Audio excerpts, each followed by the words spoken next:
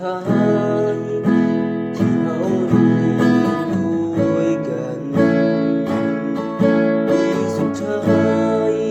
ที่เราจะต้องจากกันผ่านการเรียนผ่านวันเวลาจนทำให้เราได้รู้จักกันได้เป็นเพื่อนกันวันนี้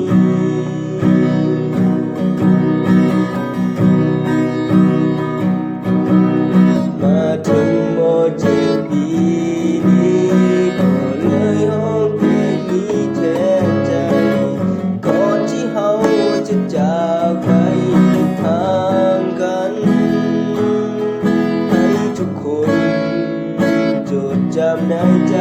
ฝากเพลงนี้ไว้ให้คิดถึงกันเมื่อต้องถึงวัน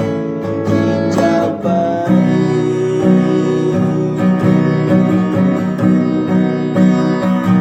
ก็เลยเขียนเพลงนี้ขึ้นมาให้ทุกคนรู้ไว้ออกมาจากหัวใจของเพื่อนคนนี้ถึงจะอยู่แห่งหนใดยังคิดถึงกันทุกวินาทีจึงขอมอบเพลงนี้แด่เพื่อนทุกคน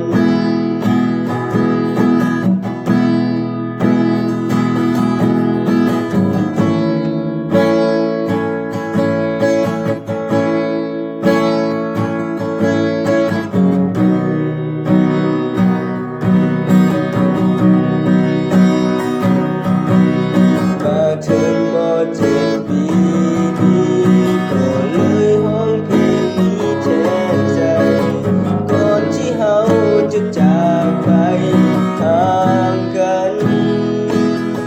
ให้ทุกคนจดจำในใจฝากเพลงนี้ไว้ให้